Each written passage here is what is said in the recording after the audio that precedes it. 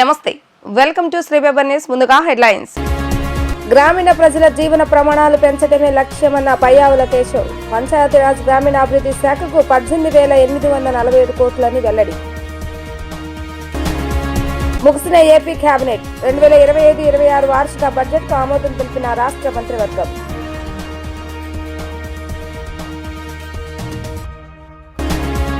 ఘనంగా గౌరీ శంకర్ల రథోత్సవం వేడుకలను ప్రారంభించిన సిపి రాజశేఖర్ బాబు.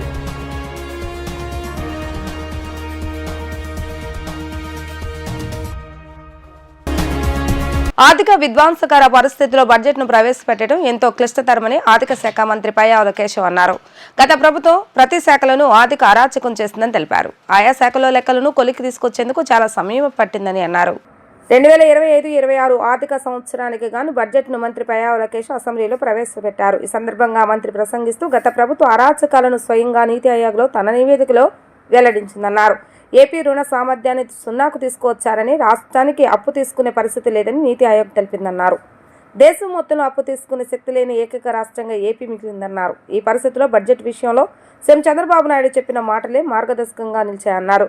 అనుదాడిలో విధ్వంసమైన హిరోషిమా నగరం లేచి నిలబడగా లేనిది ఆర్థిక విధ్వంసం జరిగిన ఏపీని తిరిగి నిలబెట్టలేమా అన్న సీఎం మాటల స్ఫూర్తితో ఈ బడ్జెట్ రూపొందిందని తెలిపారు.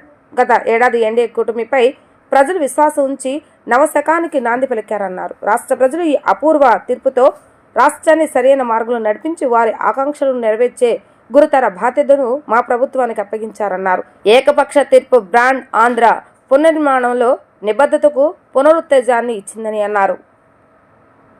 గత పాలకులు జీతాలు కూడా సకాలంలో చెల్లించలేని స్థాయికి రాష్ట్ర ఆర్థిక పరిస్థితిని దిగజార్చారు. రాష్ట్రంలో అన్ని అభివృద్ధి కార్యకలాపాలు నిలిచిపోవడంతో రాష్ట్ర ఆర్థిక వ్యవస్థ కుప్పకూలింది. ఇలాంటి పరిస్థితుల్లో బడ్జెట్ ప్రవేశపెట్టడం క్లిష్టతరమైంది. కౌటిల్యుడు అర్థశాస్త్రంలో చెప్పినట్టు సామాన్యుల సంతోషమే రాజు సంతోషం, వారి సంక్షేమమే ఆయన సంక్షేమం. రాజు తన వ్యక్తిగత ప్రయోజనాలు, సంక్షేమం గురించి ఎన్నడూ ఆలోచించకూడదు. ప్రజల ఆనందంలోనే తన ఆనందాన్ని పొందడానికి ఎల్లప్పుడూ ప్రయత్నించాలి. నందరాజ వంశపు దుర్మార్గపు పాలన తర్వాత సుసంపన్నమైన మరియు న్యాయపాలనను స్థాపించడంలో చంద్రగుప్త మౌర్యుడికి కౌటిల్యుడి మార్గదర్శకం వహించినట్లే గత ప్రభుత్వ పాలనలోని విధ్వంసకర విధానాల తర్వాత గౌరవనీయ ముఖ్యమంత్రి గారు పారదర్శక, సంక్షేమం మరియు శాంతి భద్రతలతో కూడిన పాలనతో ప్రగతి పథం వైపు నడిపిస్తున్నారు. మన రాష్ట్ర పునర్నిర్మాణం కోసం ముఖ్యమంత్రి గారు నిరంతరం శ్రమిస్తున్నారు. మన రాష్ట్రంలో లభ్యమవుతున్న మౌలిక సదుపాయాల అవసరాలను బేరీజు వేసి కొత్త ఆర్థిక వృద్ధి అంశాలను గుర్తించి కొత్త విధి విధానాలతో రాష్ట్ర పురోగమనానికి కావలసిన విధానాన్ని సంస్కరణలను తీసుకువచ్చారు. గౌరవ ముఖ్యమంత్రి శ్రీ నారా చంద్రబాబు నాయుడు గారు మన రాష్ట్రాభివృద్ధి కోసం 1990వ దశకంలోనే విజన్ 2020 డాక్యుమెంట్ ను రూపొందించారు. అప్పటి ప్రతిపక్షాలు ఆ ఆలోచనని విమర్శించాయి. కానీ నేటి హైదరాబాద్ ను చూసినట్లయితే వారి విజన్ సాకారమైంది. ఇదే ఆయన దార్శనికతకు, సామర్థ్యానికి నిదర్శనం. మళ్లీ 2024లో మరొక గొప్ప విజన్ ను దిశానిర్దేశం చేస్తూ గౌరవ ముఖ్యమంత్రి గారు స్వర్ణాంధ్ర 2047కు శ్రీకారం చుట్టి రాష్ట్రాభివృద్ధికి మార్గనిర్దేశనం చేశారు. 15% పైగా రాష్ట్ర స్థూల దేశీయ ఉత్పత్తి వృద్ధి రేటును స్థిరంగా సాధించడం, తలసరి ఆదాయాన్ని పెంచడం, పేదరికాన్ని రూపుమాపడం ద్వారా అభివృద్ధి ఫలాలను అత్యంత అణగారిన వర్గాలకు అందించడమే దీని లక్ష్యం. 2025-26 వార్షిక బడ్జెట్ కు ఏపీ కేబినెట్ ఆమోదం తెలిపింది. అసెంబ్లీలోని సీఎం ఆఫీసులో ముఖ్యమంత్రి నారా చంద్రబాబు నాయుడు అధ్యక్షతన భేటీ అయిన రాష్ట్ర కేబినెట్ వార్షిక బడ్జెట్ ను ఆమోదించింది. CM Chandrababu Naidu, deputy CM Pawan Kalyan కు ఆర్థిక మంత్రి పయ్యావుల కేశవ్ బడ్జెట్ పత్రాలను అందజేశారు. అనంతరం 2025-26 వార్షిక బడ్జెట్ కు రాష్ట్ర కేబినెట్ ఆమోద ముద్ర వేసింది. మంత్రి పయ్యావుల్ బడ్జెట్ కు అసెంబ్లీలో ప్రవేశపెట్టారు.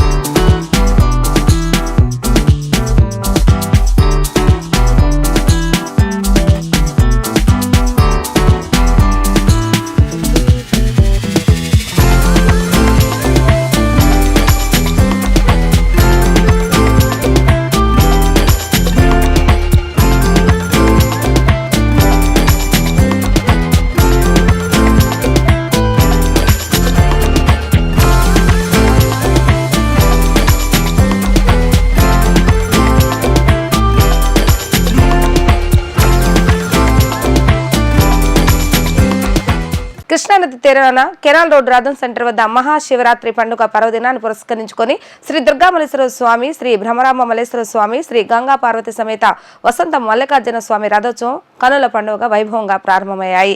ఈ వేడుకలను ఎన్టీఆర్ జిల్లా పోలీస్ కమిషనర్ రాజశేఖర బాబు దేవస్థానం ప్రధాన అర్చకులు ప్రారంభించారు. కెనాల్ రోడ్ల రథోత్సవ వేడుకలకు భక్తులకు పెద్ద ఎత్తున తరలివచ్చారు. కోలాట నృత్యాలు, బేతాళ నృత్యాలు, మేళతాళాలతో రథోత్సవ వేడుకలకు కనుల పండుగ వైభవంగా నిర్వహించారు. అన్నసత్రం కమిటీ ఆధ్వర్యంలో గత 150 సంవత్సరాలుగా ఈ రథోత్సవం జరుగుతూ ఉంది. సో దీనికి పోలీస్ కమిషనర్ రావడం ఆనవాయితీగా వస్తూ ఉంది. ఈ సందర్భంగా ఈ సంవత్సరం ఈ అవకాశం నాకు దక్కడం చాలా సంతోషంగా భావిస్తాను.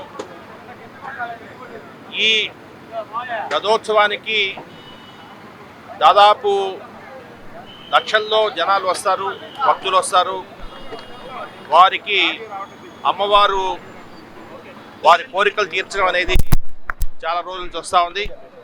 ఈ సందర్భంగా ఇంత ఘనంగా ఈ ఏర్పాట్లను ఏర్పరిచిన అన్నసత్రం కమిటీ చైర్మన్ బచ్చు ప్రసాద్ గారు, అదేవిధంగా రాజేష్ గారు, అదేవిధంగా వయసు సోదరులందరికీ కూడా నా హృదయపూర్వక ధన్యవాదాలు తెలియజేస్తున్నాను. ఎందుకంటే మనకందరికి తెలుసు, ఈ కన్యకా పరమేశ్వర అన్నసత్రం దుర్గమ్మ గుడికి వచ్చే భక్తులకి అన్నప్రసాదాలు ఏర్పాటు చేయడంలో కీలకమైన పాత్ర పోషిస్తూ ఉంది.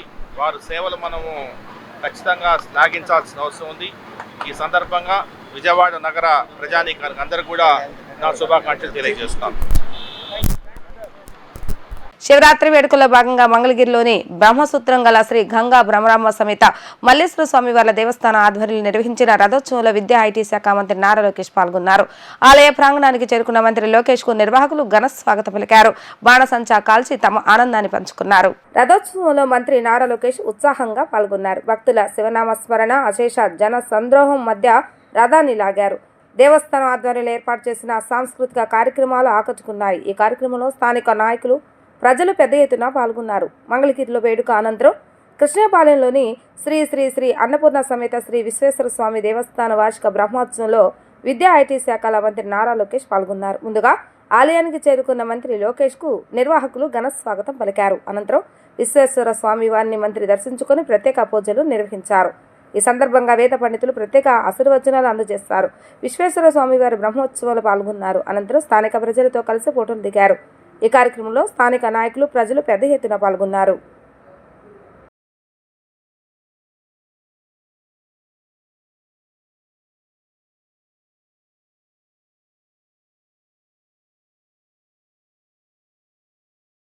ఆడబిడ్డలపై సోషల్ మీడియాలో అనుచిత పోస్టులు పెట్టి ఏ ఒక్కరిని క్షమించేది లేదని గనులు ఎక్సైజ్ శాఖ మంత్రి కొల్లు రవీంద్ర స్పష్టం చేశారు.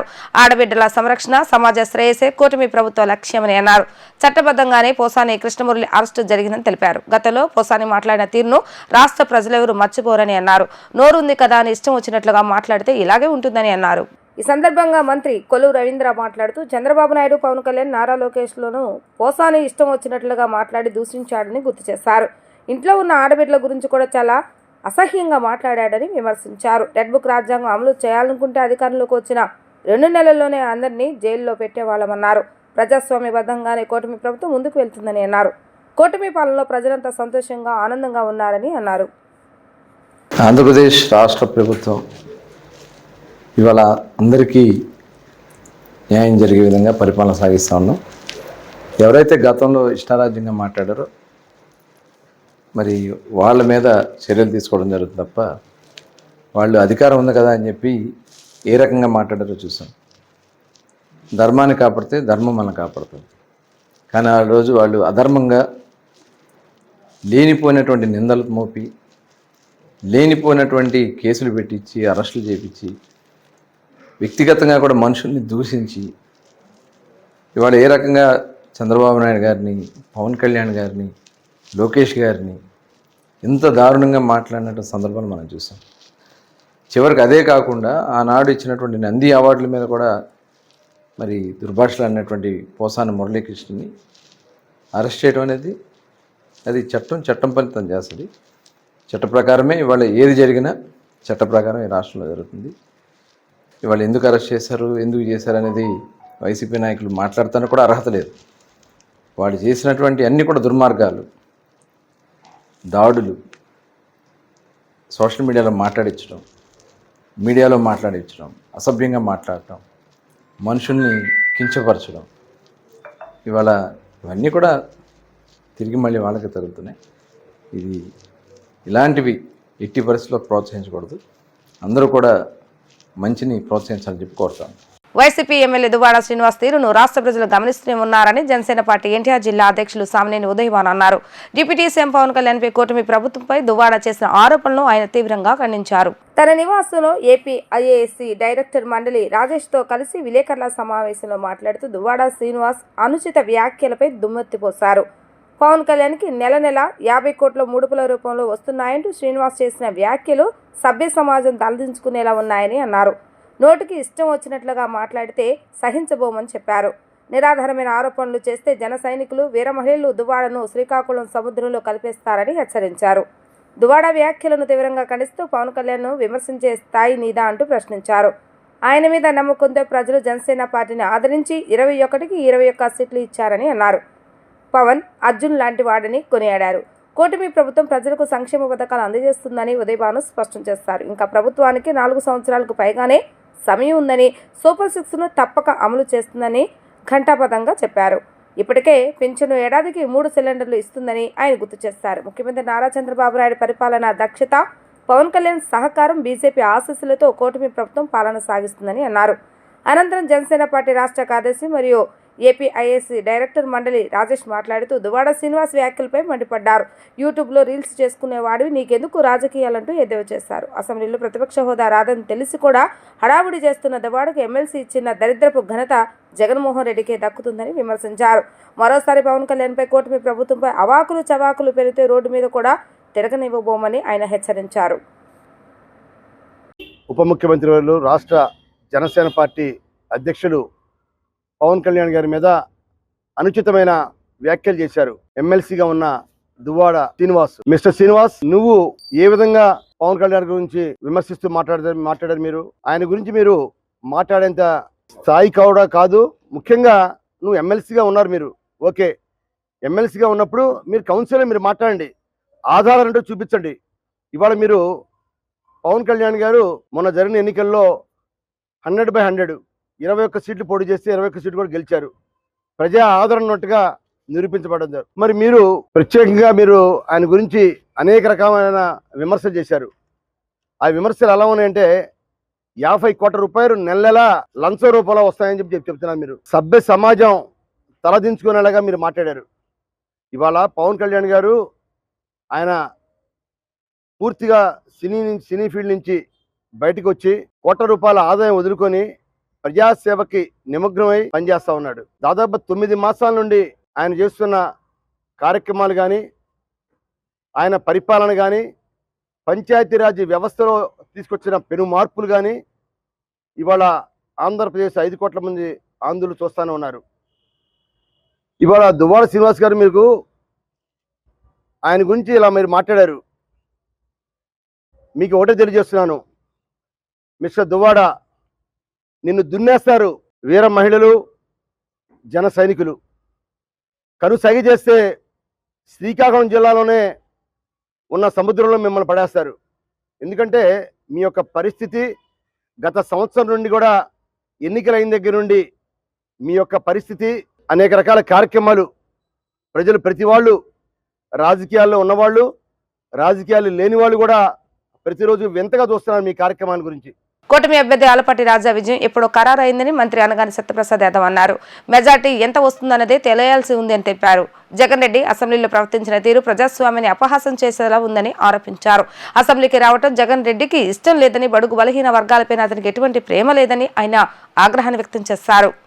ఓటనేది ప్రజాస్వామ్యం ఇచ్చిన హక్కని, ప్రతి ఒక్కరూ తమ ఓటు హక్కును వినియోగించుకోవాలని. రేపల్లె నియోజకవర్గంలో పట్టభద్రుల ఎమ్మెల్సీ ఎన్నిక ఓటింగ్ సరళిని మంత్రి అనగాని సత్యప్రసాద్ యాదవ్ పరిశీలించారు. ఈ సందర్భంగా ఆయన మాట్లాడుతూ ప్రతిపక్ష నేత హోదా లేకున్నా వెంకయ్యనాయుడు, సుందరయ్య లాంటి నాయకులు ప్రజల కోసం అసెంబ్లీలో పోరాటం చేస్తారని గుర్తు చేశారు.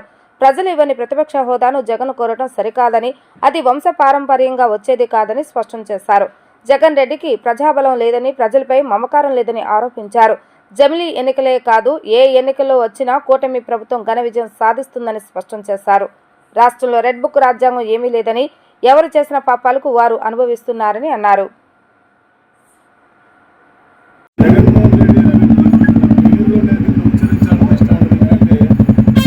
ప్రజాహితం కోరే వాళ్ళైతే పోరాటం చేయాలి.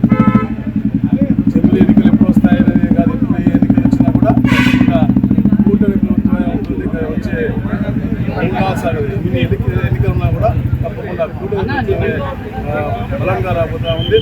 మరి ముఖ్యంగా ఏదైతే అసెంబ్లీలో వాళ్ళు చేసిన తీరు, ఎందుకంటే మేము గతంలో చాలాసార్లు పోరాటం చేశాం. 1924లో గౌరవ అప్పుడు ప్రతిపక్షానికి ఉన్నటువంటి చంద్రబాబు నాయుడు గారి ఆధ్వర్యంలో మేము 1920 ఉన్నప్పటికీ కూడా గవర్నర్ గారు డిస్టర్బ్ చేయలేదు. మేము మా సీట్లో మేము బాయ్కాట్ చేసి ఎన్నికలిపోయాం తప్ప ఎక్కడ కూడా వెళ్ళి వారి మీద పేపర్ వేసేటువంటి పరిస్థితి లేదు.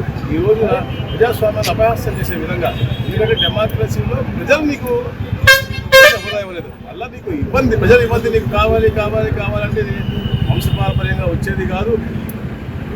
గతంలో ప్రతిపక్ష హోదా లేనప్పటికీ కూడా వాజ్పేయి గారు అవ్వచ్చు, వెంకయ్యనాయుడు గారు అవ్వచ్చు, సుందరయ్య గారు అవ్వచ్చు, అందరూ కూడా ఎంతోమంది ప్రజా సమస్యలపైన మాట్లాడి పోరాటం చేసి అవి వాళ్ళు ఎందరో ప్రజల పక్కన ఉంచినటువంటి విషయం. ఇది ప్రజా బలము లేదు, ప్రజలపైన మంచి చేయాలన్న ఆలోచన లేదు. పేద పడుగు బలహీన వర్గాలు కలుగుతుంటే ముఖ్యంగా అతనికి కోపం ఇవన్నీ ఉన్నాయి కాబట్టి ఆయనకు కూడా అసెంబ్లీకి రావడం ఇష్టం లేదు. ఈ మంచి ప్రభుత్వాన్ని అంటే చూసి ఓరవలేక, మాకున్నటువంటి ఆదరణ ఓరవలేకనే ఆయన ఇష్టానుసారం పిచ్చి మనిషిగా మాట్లాడుతున్నారు. ఓటు అనేది ప్రజాస్వామ్యం ఇచ్చిన హక్కు అని, ప్రతి ఒక్కరూ తమ ఓటు హక్కును వినియోగించుకోవాలని గన్నవరం ఎమ్మెల్యే యార్లగడ్డ సూచించారు. ఉమ్మడి కృష్ణా గుంటూరు జిల్లా పట్టభద్రుల ఎమ్మెల్సీ పోలింగ్లో భాగంగా గన్నవరం జిల్లా పరిషత్ బాలుర ఉన్నత పాఠశాలలో ఆయన సతీమణి జ్ఞానస్వరూతి కలిసి ఓటు వేశారు. అక్షరాస్యులు ఓటు వేసేందుకు ముందుకు వస్తే ప్రజాస్వామ్యం ప్రడవిల్లుతుందని ఆయన తెలిపారు.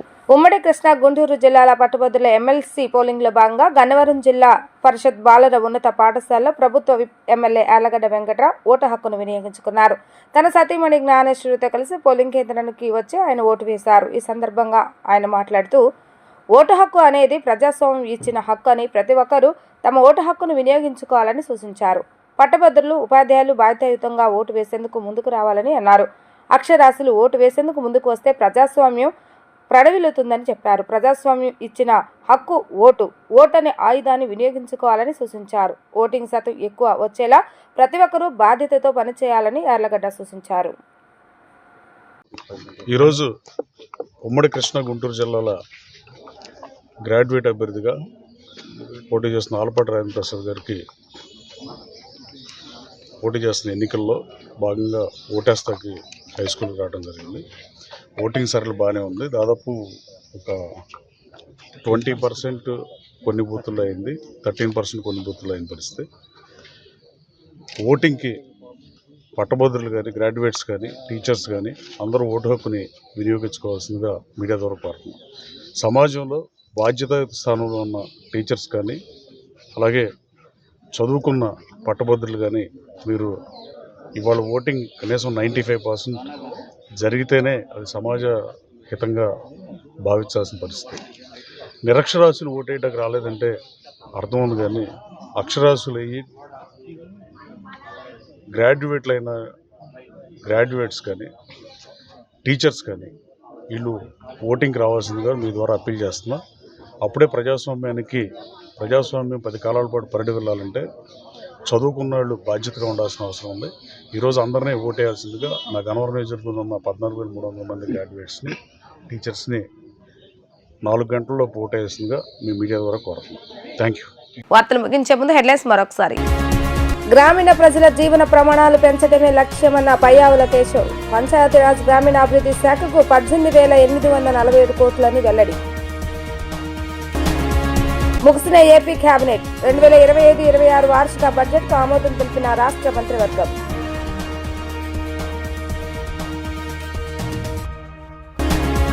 ఘనంగా గౌరీ శంకర్ల రథోత్సవం వేడుకలను ప్రారంభించిన సిపి రాజశేఖర్ బాబు.